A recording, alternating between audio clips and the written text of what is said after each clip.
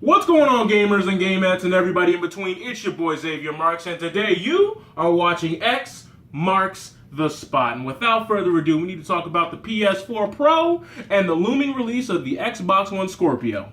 The Pro Scammer and the Scorpion Sting of the wallet. It's the Scorpion Sting of death, and the reason why I say these things is because Microsoft and Sony have been upfront with you and frank with you about one simple thing. And it seems like a lot of console gamers have not grasped this concept, so allow me to be the guy to shed that knowledge to each and every one of you. If the Xbox One Scorpio and the PS4 Pro are not going to have any exclusive games, you do realize that you will never be able to tap into the full potential of those games, right?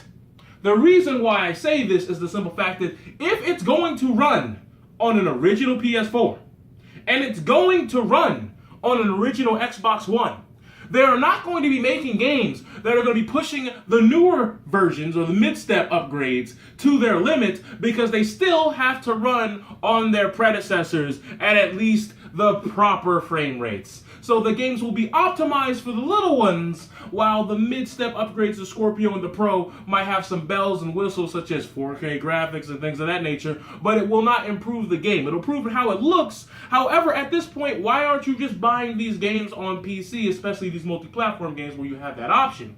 The reason why I say that is the big argument for console gamers has always been, I don't have to go out and keep buying things just to make my games look nicer.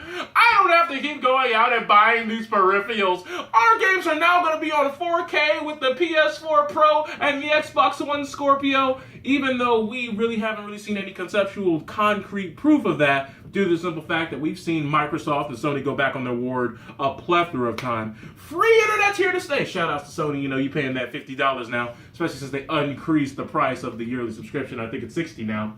Now you have the Xbox One. Remember release? You cannot even play the Xbox One unless you have a Kinect. Microsoft tried to grab you by the figurative pliers. They're trying to grab you by the balls. Yes, they did.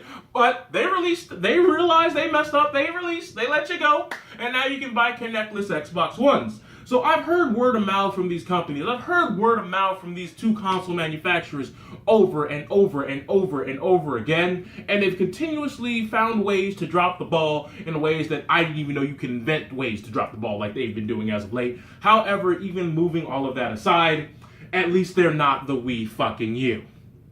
God damn that console. God damn. But this isn't about the Wii U. This is about the PS4 Pro and the Xbox One Scorpio. Now, I'm sure they're going to have some bells and whistles and some features on there that you're going to like that may not be found on necessarily on the original PS4 or the original Xbox One architecture and infrastructure on the online interface, like when you boot it up, the home screen and things of that nature. I'm sure you guys might have some bells and whistles in there that aren't really compartmentalized in the original versions of the consoles, which is fine.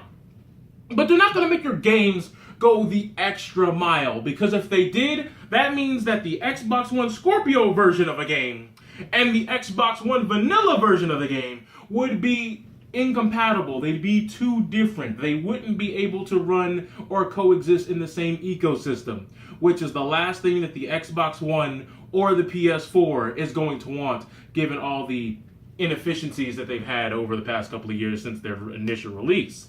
The reason why I say that is, face it, you gotta think about it.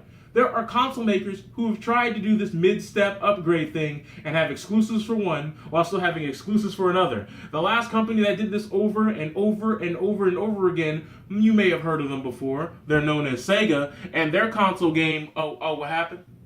What's that? I'm sorry for all you Sega fans. Did I make you salty? Did I make you upset?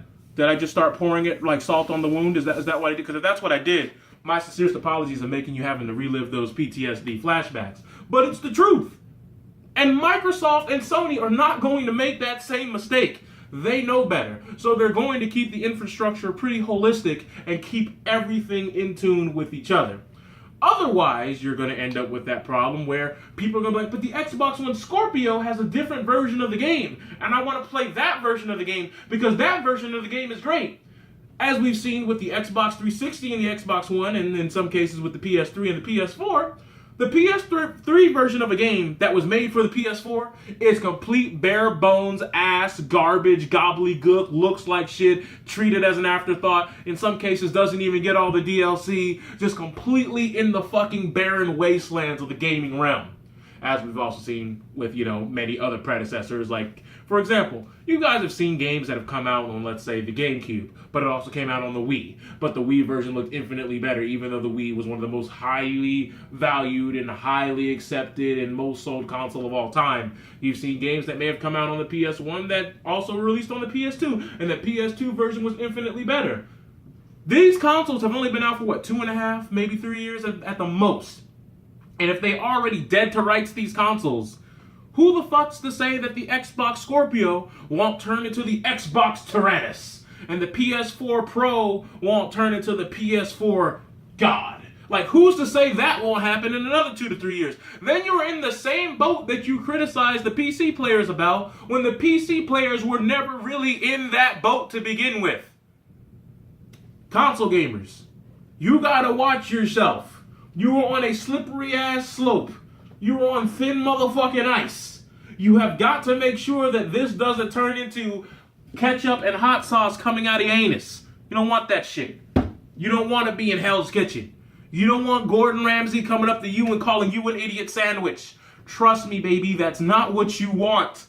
Now, as far as these two consoles go, they're getting more exclusives. 2 years down the pipeline. At least it wasn't as bad as the initial release of the Wii U. As we all know, Zombie U was like their only exclusive for like the first 24 months. It was a goddamn atrocity.